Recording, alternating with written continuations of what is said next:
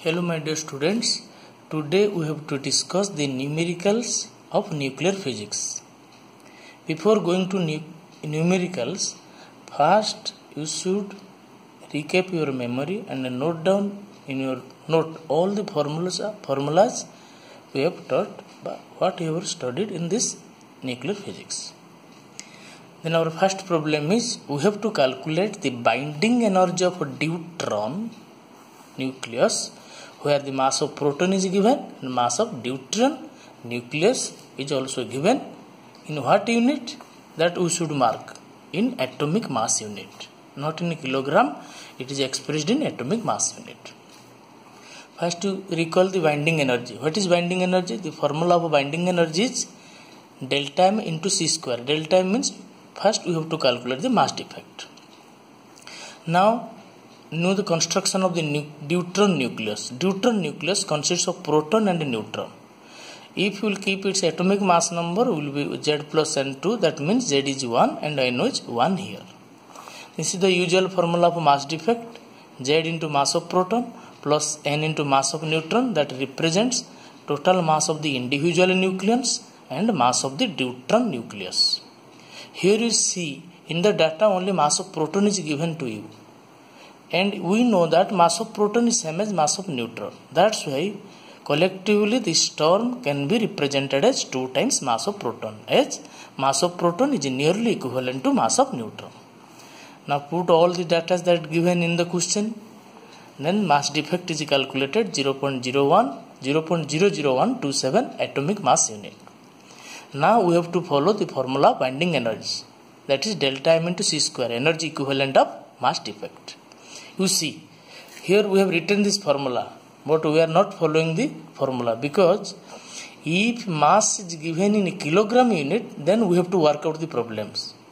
Because we remember that 1 atomic mass unit, the energy equivalent is 931 MeV by using this formula. Now here we do not calculate use the formula. You just remember 1 atomic mass unit, energy equivalent is 931 MeV.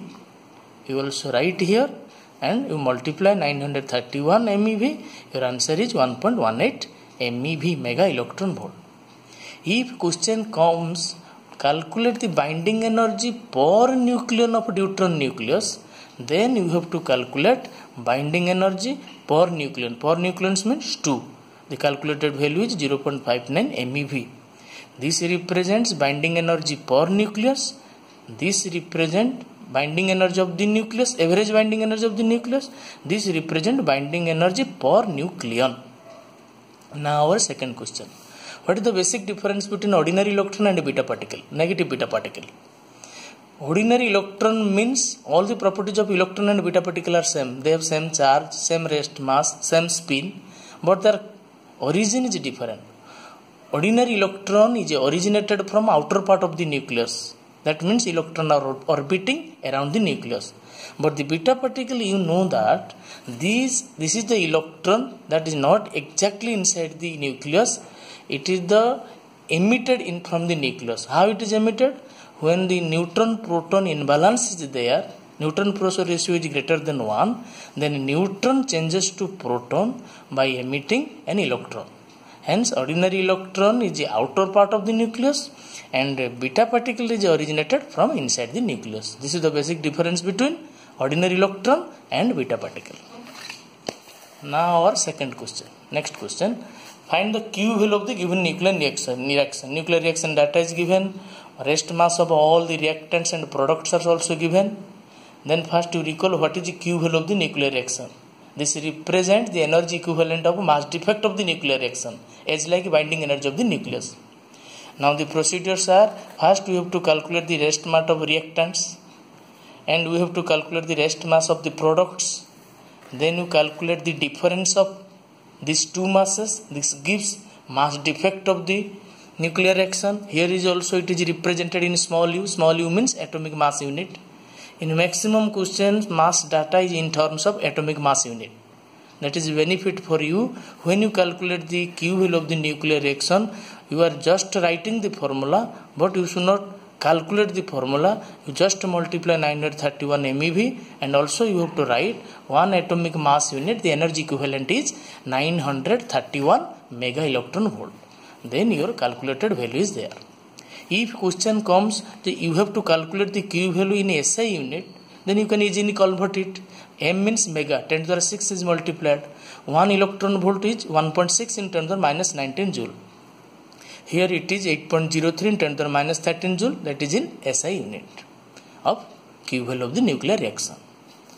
Then next question. Here we have to calculate the energy equivalent of 1 gram of matter. When matter is converted to energy, we have to use the Einstein's mass energy relation. Here mass is 1 gram, we have converted into SI unit, that is 10 to the minus 3 kg. Speed of light in vacuum is taken as 3 into 10 to the 8 meter per second. Now using the Einstein's mass energy relation, E is equal to mc square. Here we have multiplied, and correct answer is 9 into 10 to the power minus 13 joule.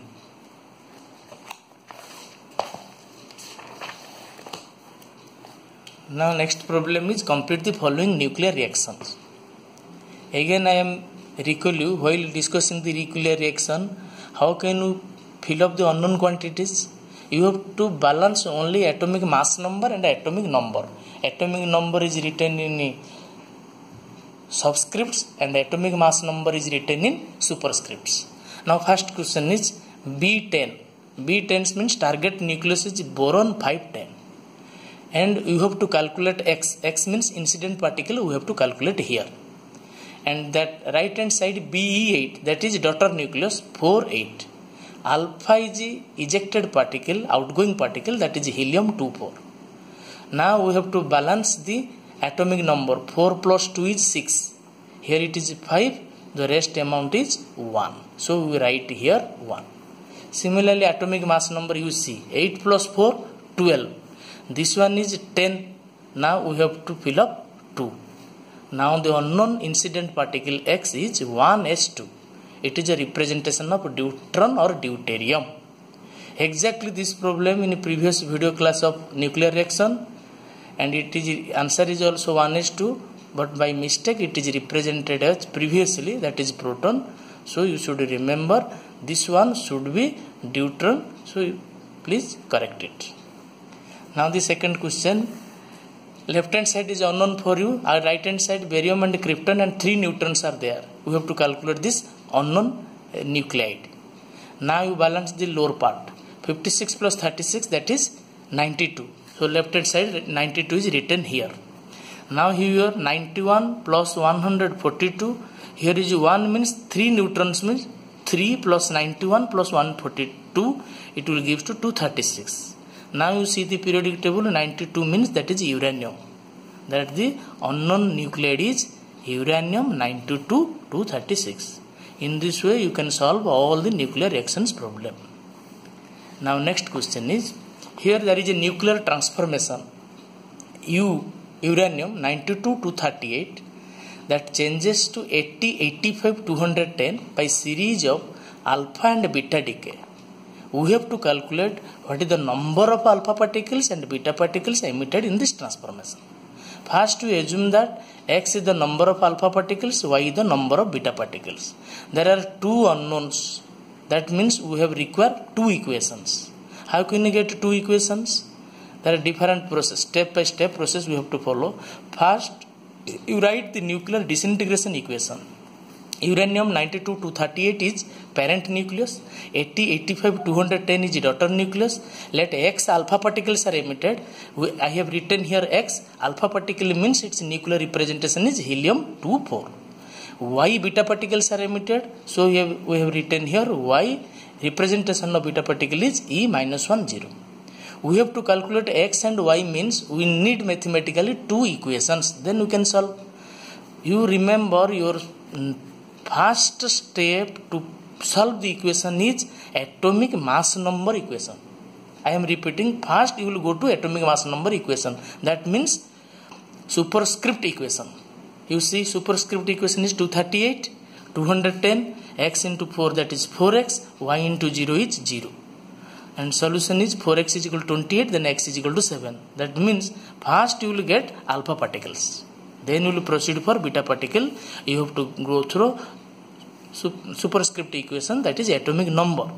92 is equal to 85, 2 into x 2x minus y. Put the value of x here and solve for y. Here y is equal to 7. So here 7 alpha particles and 7 beta particles are formed in this nuclear transformation equation. Similar problem, you can proceed in this way. You can get your answer, number of alpha and beta particles. Now there are two problems are here. In both the problems, we have to calculate time to disintegration.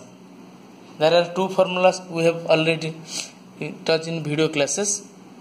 In which problem, in which formula we have to put, now we have to check. First equation is a carbon specimen. Carbon specimen means that specimen contains the carbon element found in a cap.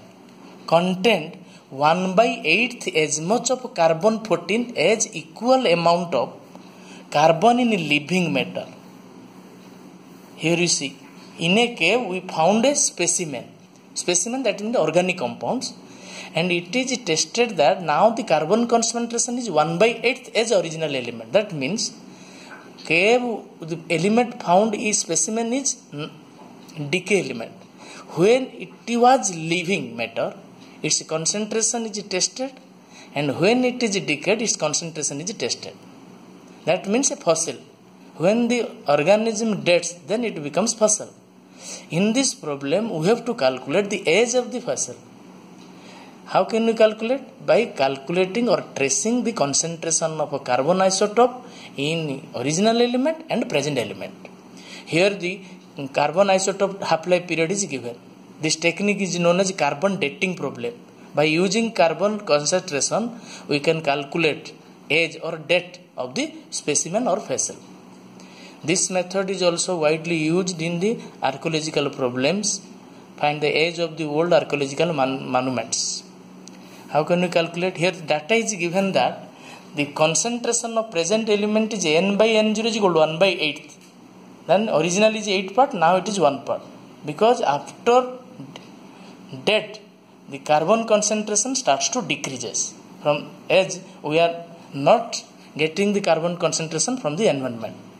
Anyhow, the question is given n/n0 is 1/8. Then you recall, if n/n0 is multiple of half or not, first you have to test. 1/8 means that is multiple of half. 1/2 whole to the power 3. Then we have to calculate t is equal to question mark t half is given. T half or lambda, whatever may be given, you use this formula. This formula is very easy formula for calculation. n/n0 is equal to half whole to the power t by t half. As here n/n0 is equal to half to the power 3. So t by t half is equal to 3. That means t is equal to 3 into t half. T half is given, the age of the specimen is 16,704 years. What procedure we have taken? First we check n/n0 is multiple of half or not. Now you see the second problem, same problem, but method is different. How long means time you have to calculate. Does it take for 60% of a radioactive sample to decay? In previous problem lambda was given, here half-life period is given. Here what percentage decayed? 60% of sample decay. That means 40% of sample is present here. That means n/n0 is equal to 40%. 40% means 2/5. Unfortunately, it was not multiple of half. So we cannot use this formula. We have to keep another formula, that is a logarithm formula. We have already previously we have studied in previous videos. 2.303 by lambda log base 10 n0 by n. Now lambda is calculated from the half-life period. Putting the values of lambda here. Then using the logarithm table, the calculated value is t is equal to 5.02 days. So you have to remember, if n/n0 is not multiple of half, then we have to calculate by using the formula, this logarithm formula. If n/n0 is equal to multiple of half, then use this formula. Now next problem is for you, find the activity of 1 milligram of radon 200 22. Given half-life period of radon is 3.8 days. Half-life period is 3.8 days. Activity means the formula is lambda into n. First we have to calculate disintegration constant, then we have to calculate number of elements. Half-life period is given T half. Here you see that half-life period is converted into second. Why converted into second? Because activity, we have to calculate the unit of activity in SI unit, that is becquerel. That's why half-life period is converted into second. So you should remember that while doing the activity problem, you do all the problems in SI unit. Now lambda is calculated, then we have to calculate n, number of elements, now using the mole concept. Radon atomic mass number is 222 gram. That means 222 gram of radon contains Avogadro number of elements or atoms. 1 gram is this much, 1 milligram is this much. So number of elements n is 2.7 into 10 to the power 18. Then by using the formula activity, R is equal to lambda n, the activity is calculated as it is done in SI unit. Its value is becquerel, 5.7 into 10 to the 12 becquerel. Then there is a reverse problem for you. Here activity is given, we have to calculate number of element, then expressed in gram or kg. Here element is lead 214, activity is 1 curie, and half-life period is 26.8 minutes. First we convert all in SI unit. Half-life period is 26.8 minutes means converted into second. Activity is 1 curie, converted into SI unit, that is becquerel, 3.7 10 to the 10 becquerel. First step, we have to calculate disintegration constant by using the formula 0.693 by T half. That amount is given here. Then by using the activity formula R is equal to lambda n, we have calculated n value is here. Then using the mole concept, Avogadro number of element contains 214 gram of lead, because atomic mass number of lead is 214 gram. Here 5.585 into 10 to the 3 atoms will give this gram of lead. If we convert it into kg, we have to multiply 10 to the minus 3. Then you have to calculate the amount of substance in kg. Then there are two numerals for you. You see the problem here. In this problem, the sample is given. What data is given? First step, 3/4 of radioactive substance decays in 2.5 days. First we have to analyze this equation. By using this data, we can calculate the half-life period of radioactive substance first. What given? 3/4 of radioactive substance disintegrates. That means what fraction of element present? 1 minus 3 by 4. That is 1 by 4. Again it is very convenient for us, half whole to the power 2. Then we can use this usual formula, n by n0 is equal to 1 by 2 into t whole to the power t by t half. Here t by t half is equal to 2. Then t half is equal to t by 2. Here t is given 2.5 days.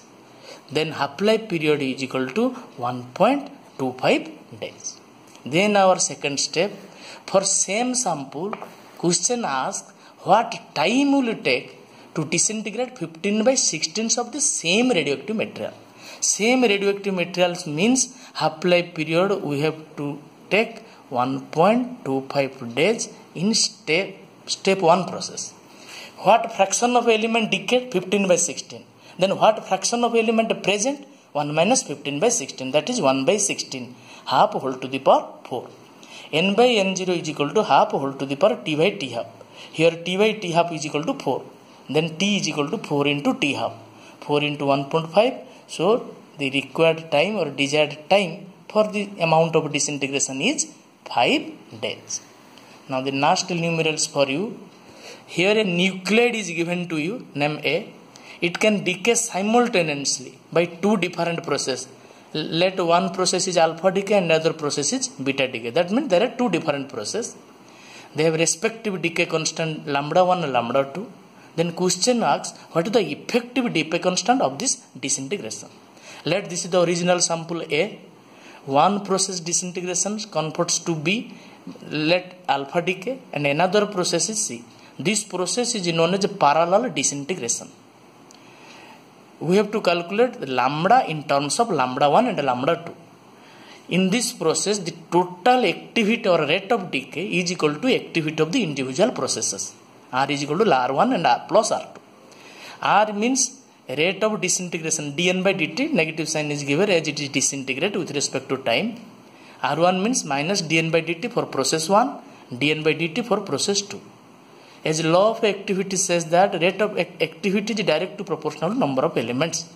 Lambda is equal to disintegration constant lambda n, here lambda 1 n, here lambda 2 n.